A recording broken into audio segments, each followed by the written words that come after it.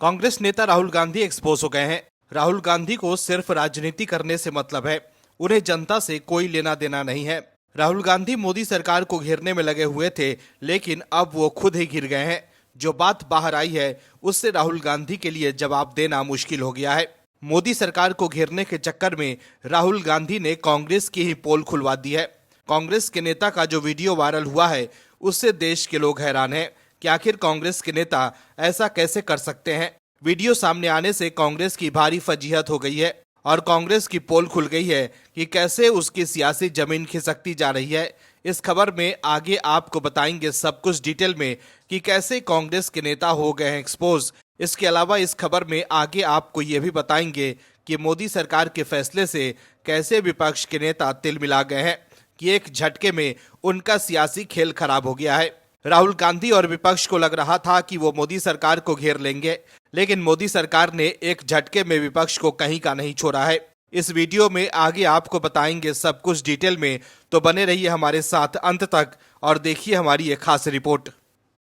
कांग्रेस नेता राहुल गांधी बीजेपी के खिलाफ दुष्प्रचार कर वोट हासिल करना चाहते हैं, तो वहीं कांग्रेस के दूसरे नेता कोई और तरीका आजमाते हैं। कांग्रेस पर भ्रष्टाचार के इतने आरोप लगे हैं कि आम जनता का कांग्रेस से मोह भंग हो गया है और अब आम जनता लोगों को पैसे का लालच देकर और बीजेपी के खिलाफ संविधान और आरक्षण पर दुष्प्रचार कर वोट लेना चाहती है। तो वहीं कांग्रेस के दूसरे नेता भी लोगों को अलग अलग तरह का प्रलोभन दे रहे हैं, लेकिन कांग्रेस के नेताओं की दाल नहीं गल रही। राहुल गांधी इस बार तीसरी बार फेल हो गए हैं, तो वहीं अब कांग्रेस के साथ जो हुआ है उससे सब चौंक गए हैं। दर्शकों, कांग्रेस ने राजनीतिक मर्यादाओं की सारी हदों को पार कर दिया है। दिल्ली के बड़े नेता झूठ बोलकर देश के लोकतंत्र को कमजोर कर रहे हैं, तो वहीं राज्यों में विधायक लोकतंत्र के सबसे पवित्र पर्व के दौरान लोगों के बीच अश्लीलता फैलाकर रिझाने की कोशिश कर रहे हैं। दर्शकों, समझने की जरूरत है कि मतदान इस देश के लोकतंत्र को मजबूत रखने का आधार है, लेकिन कांग्रेस के विधायक इसी पवित्र आधार को अश्लीलता की भेंट चढ़ा रहे हैं।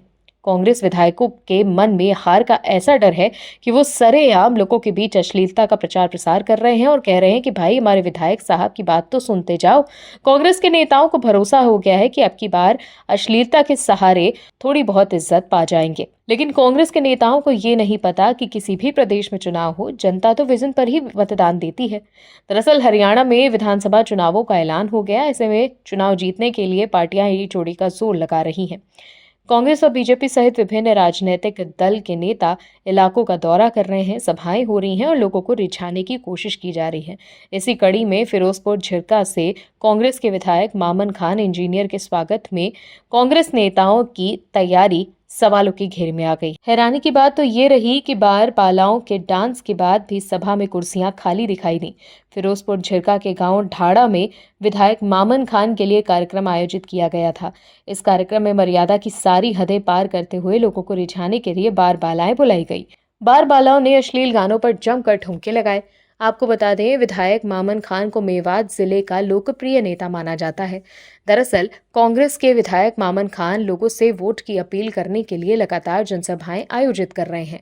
रविवार को गांव ठाड़ा में आयोजित एक सभा विधायक के स्वागत और उनके लिए भीड़ जुटाने के लिए कार्यकर्ताओं ने लोगों के आकर्षण के लिए डांस कार्यक्रम का आयोजन किया। इस डांस कार्यक्रम में बाकायदा बार बालाओं को बाहर से बुलवाया गया और मेवाती अश्लील गानों पर उनसे जमकर अश्लील ठुमके लगवाए गए। दर्शकों को समझने की जरूरत है कि पहले भ्रम और अब अश्लीलता का तड़का लगा कांग्रेस भारत के लोकतंत्र को लगातार शर्मिंदा कर रही है, तो वहीं दूसरी तरफ कांग्रेस के नेताओं का भी पार्टी से मोह भंग हो गया है। मेघालय में कांग्रेस को झटका लगा है। दरअसल राज्य में पार्टी के कुल 4 विधायकों में से 3 विधायक नेशनल पीपल्स पार्टी यानी एनपीपी में शामिल हो गए हैं।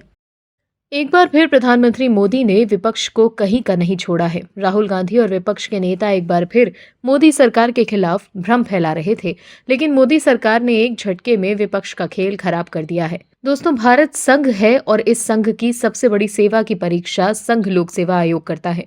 इस परीक्षा को पास करके लोग देश के बड़े बड़े पदों पर आसीन होते हैं, लेकिन सरकार की भी सीमाएं हैं। हर जगह सरकार नहीं हो सकती है, हर मुद्दे पर सरकार विशेषज्ञ नहीं हो सकती। इसके लिए फिर उन निजी क्षेत्रों की सहायता ली जाती है जो एक खास विषय में पारंगत होते हैं। सरकार को भी जरूरत होती है देश के लोगों को बेहतर सुविधाओं के लिए बेहतर लोगों का चयन। जनहित के लिए ही मोदी सरकार ने संघ लोक सेवा आयोग के माध्यम से लेटरल एंट्री के जरिए निजी क्षेत्रों में काम करने वाले विशेषज्ञों के आवेदन मंगवाए थे, जिसके बाद विपक्ष में वही देश को भ्रमित करने का काम शुरू कर दिया। प्रधानमंत्री मोदी की सरकार तो राजनीतिक स्वार्थ से अधिक देश के लोगों का भविष्य देखती है, देश में निरंतर शांति कैसे बनी रहे इस पर ध्यान देती है, देश की एकता अखंडता बिल्कुल खंडित ना हो इस बात का ध्यान रखती है। इसीलिए तो जैसे ही विपक्ष और खास तौर पर राहुल गांधी ने लेटरल एंट्री के विज्ञापन पर भ्रम फैलाना शुरू किया, सरकार ने नियुक्ति प्रक्रिया की रद्द कर दी और कहा कि बाद में देखेंगे। दर्शकों, ये नियुक्ति प्रक्रिया सरकार ने इसीलिए रद्द नहीं की कि विपक्ष ने सरकार को डरा दिया, बल्कि नियुक्ति इसलिए रद्द की गई कि सरकार को लगा कि कहीं विपक्ष की बातों में आकर देश का आम जनमानस भ्रमित न हो जाए। दरअसल लेटरल एंट्री वाले विज्ञापन को लेकर हुए हंगामे के बाद केंद्र सरकार ने इसे वापस लेने के लिए कहा है। केंद्र सरकार ने ये कदम क्यों उठाया, इसको लेकर भी कई सवाल आने लगे। ऐसे में केंद्रीय मंत्री अश्विनी वैष्णव ने जवाब दिया।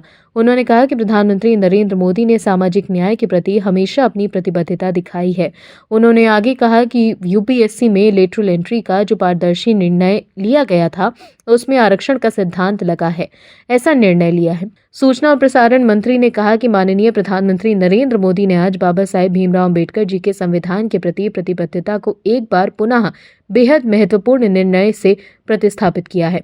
यूपीएससी ने लेटरल एंट्री के लिए एक बेहद ट्रांसपेरेंट मेथड अपनाया था, उसमें भी अब रिजर्वेशन का प्रिंसिपल लगे, हमने ऐसा निर्णय लिया है। प्रधानमंत्री नरेंद्र मोदी ने सामाजिक न्याय के प्रति हमेशा अपनी प्रतिबद्धता दिखाई है। उन्होंने आगे कहा, पहले ओबीसी कमीशन जो एक साधारण बॉडी थी, हमने उसे संवैधानिक दर्जा दिया।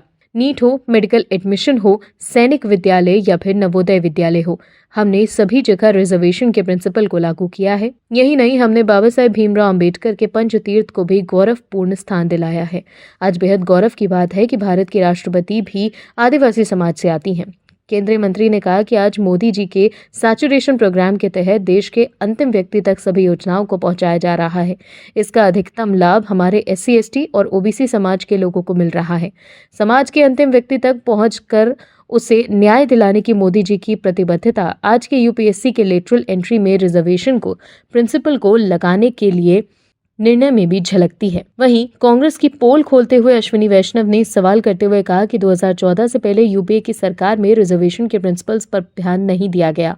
फाइनेंस सेक्रेटरी लेटरल एंट्री के लिए जाते थे और रिजर्वेशन के प्रिंसिपल को ध्यान में नहीं रखा जाता था।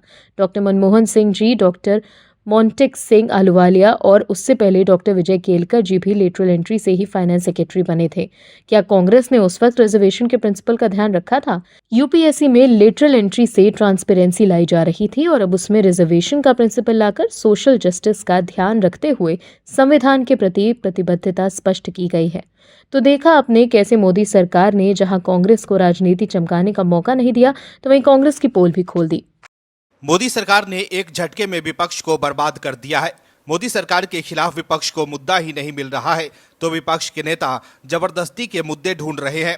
विपक्ष के नेता खुश हो रहे थे कि वो मोदी सरकार के खिलाफ दुष्प्रचार करके अपनी सियासत चमकाएंगे। कांग्रेस के अलावा आम आदमी पार्टी के नेता भी इसमें आगे थे। आपकी तरफ से संजय सिंह मोर्चा संभाले हुए थे, लेकिन मोदी सरकार ने विपक्ष के मंसूबों पर पानी फेर दिया, जिसके बाद संजय सिंह तिलमिलाए हुए हैं। दर्शकों, विपक्ष के साथ सबसे बुरी चीज ये है कि किसी भी तरह से वो संतुष्ट नहीं है। सरकार जैसा वो चाह रहे हैं वैसा फैसला दे दे तो दिक्कत, वैसा फैसला ना दे तो परेशानी। विपक्ष के साथ ये समस्या आज से नहीं है, बीजेपी के सत्ता में आने के बाद से ही है। विपक्ष के मन का कर दो तो सरकार की साजिश और ना करे तो सरकार की साजिश।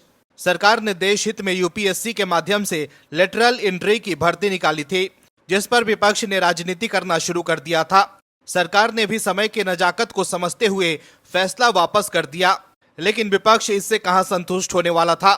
उसे तो इसमें भी साजिश नजर आ रही है। लेकिन मोदी सरकार ने ऐसा खेल किया है कि विपक्ष चारों खाने चित हो गया है और मोदी सरकार को एक्शन में देख आप नेता संजय सिंह बेचैन हो गए हैं कि उनकी दाल नहीं गली। दरअसल केंद्र सरकार ने विपक्षी नेताओं के विवाद के बीच यूपीएससी का लेटरल एंट्री से संबंधित विज्ञापन वापस लेने का निर्देश दे दिया है। इस मुद्दे को लेकर आम आदमी पार्टी के सांसद संजय सिंह तिलमिला गए हैं। संजय सिंह को लग रहा है कि अब वो इस मुद्दे पर राजनीति कर बीजेपी के खिलाफ दुष्प्रचार नहीं कर सकेंगे, क्योंकि मोदी सरकार ने मुद्दा ही खत्म कर दिया है। यही वजह है कि केंद्र सरकार पर हमला बोलते हुए संजय सिंह ने कहा है कि लेटरल एंट्री रद्द करने का फैसला तत्कालिक दिखावा है। आप सांसद संजय सिंह ने सोशल मीडिया प्लेटफॉर्म एक्स पर लिखा है कि सावधान हो जाइए, बीजेपी की राजनीति देश से खत्म करिए वरना आरक्षण खत्म हो जाएगा, संविधान खत्म हो जाएगा। लेटरल एंट्री रद्द करने का फैसला तत्कालिक दिखावा है। 4 राज्यों के चुनाव के बाद आईएएस में आरक्षण खत्म होगा। उन्होंने आगे कहा कि बीजेपी देश में आरक्षण को खत्म करना चाहती है। पूरे लोकसभा चुनाव के दौरान हम लोगों ने एक रैलियों और सभाओं में देश की जनता को जागरूक किया और यही कारण था कि बीजेपी 240 पर रुक गई। 400 सीट तो छोड़िए, अगर 300 सीट आ जाती तो आज भारत के संविधान को खत्म करने की प्रक्रिया शुरू हो जाती, आरक्षण खत्म करने की प्रक्रिया पूरी तरीके से शुरू हो जाती। आपने इनको 240 पर रोका, लेकिन फिर भी बीजेपी अपनी हरकतों से बाज नहीं आ रही है। इनका एकमात्र मकसद है आरक्षण को खत्म करना। सफाई कर्मियों का आरक्षण आउटसोर्सिंग करके खत्म कर दिया। सिक्योरिटी गार्ड की नौकरी अलग अलग जगहों पर आउटसोर्स करके खत्म कर दिया। इसके अलावा संजय सिंह ने आरोप लगाते हुए कहा कि चपरासी क्लास 3, क्लास 4 की नौकरी सरकारी विभागों में आउटसोर्सिंग के नाम पर खत्म कर दिया। एक सबसे बड़ी नौकरी थी जिसमें दलितों, पिछड़ों और आदिवासियों की भागीदारी होती थी, उसमें आरक्षण खत्म कर दिया। लेटरल एंट्री के जरिए सीधे आईएएस बनाए जाएंगे। पीएम मोदी ने लेटरल एंट्री के जरिए अब तक 63 आईएएस बनाए हैं। उन्होंने ये भी कहा कि देश के प्रधानमंत्री नरेंद्र मोदी और बीजेपी ने ये गुनाह किया है। बीजेपी बेनकाब हो चुकी है। 63 आईएएस बिना आरक्षण के भर्ती किए गए हैं। अभी 45 और ऐसे आईएएस की भर्ती करने के लिए पिछले दरवाजे से इन्होंने विज्ञापन निकाला। दरअसल इस मुद्दे के खत्म होने के बाद विपक्ष तिलमिलाया हुआ है कि पीएम मोदी ने उसे राजनीतिक रोटियां सेकने का मौका ही नहीं दिया। विपक्ष चाहता था कि इस मुद्दे को लंबा खींचे, लेकिन सरकार ने विपक्ष को आरक्षण जैसे पवित्र मुद्दे पर राजनीति करने का अवसर ही नहीं दिया। तभी तो विपक्ष के नेता एन केन प्राक्रेन प्रपंची बातें करके लोगों को गुमराह करने की कोशिश कर रहे हैं, लेकिन देश के लोग सब समझ रहे हैं। इसलिए दिल्ली के लोगों ने इस बार के लोकसभा चुनाव में भी दिल्ली में आम आदमी पार्टी का खाता नहीं खुलने दिया। कांग्रेस नेता राहुल गांधी की वजह से पार्टी मुश्किलों में फंस सकती है, क्योंकि कांग्रेस के खिलाफ कोर्ट का दरवाजा खटखटाया जा रहा है कि कांग्रेस के सांसदों की सदस्यता रद्द की जाए। हालांकि इस बार कांग्रेस के नेता बाल बाल बच गए हैं, लेकिन कांग्रेस की मुसीबत कम होने का नाम ही नहीं ले रही। राहुल गांधी को लॉन्च करने के बाद कांग्रेस ने क्या क्या नहीं किया। वोट हासिल करने के लिए कांग्रेस ने लोगों को लालच भी दिया, लेकिन फिर भी कांग्रेस की दाल नहीं गली और तीसरी बार भी राहुल की सियासी लॉन्चिंग फेल हो गई। दर्शकों, कांग्रेस सांसदों की सदस्यता बाल बाल बची है। कांग्रेस के नेताओं ने चुनावों के दौरान भर भर के झूठ बोला कि अगर हम जीत गए तो सभी महिलाओं को 8500 रुपए देंगे।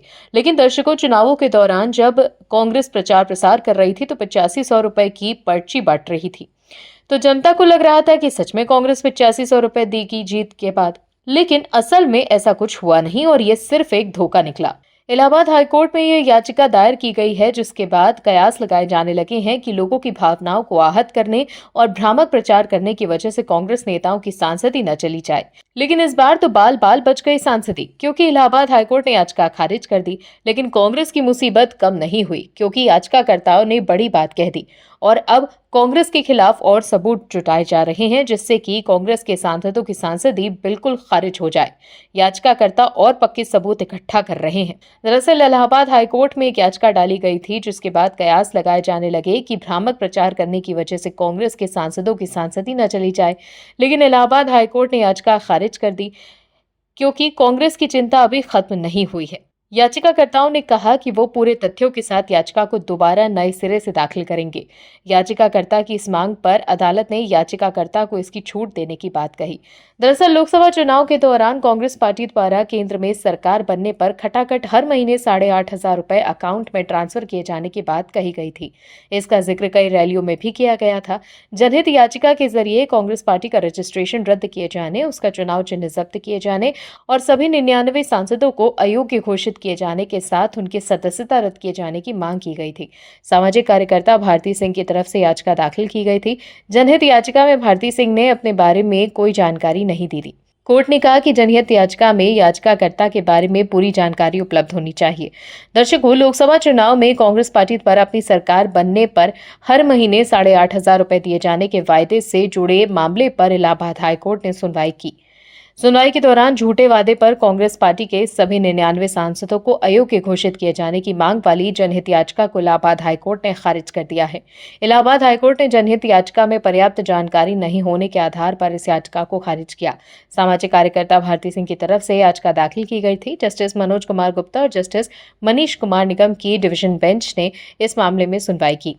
अदालत ने जनहित याचिका में याचिकाकर्ता द्वारा अपनी पर्याप्त जानकारी नहीं देने के आधार पर याचिका को पारित करने की बात कही है, लेकिन याचिकाकर्ता ने कहा है कि वो फिर से पूरे तथ्यों के साथ याचिका को दोबारा नए सिरे से दाखिल करेंगे। दर्शकों, लोकसभा चुनाव में कांग्रेस हार गई, लेकिन सपने उनके भी टूट गए जिन्होंने भ्रम में आकर कांग्रेस को वोट दिया था। Bureau report OMH news. और भी वीडियोस देखने के लिए चैनल को सब्सक्राइब करें और बेल आइकन को दबाएं।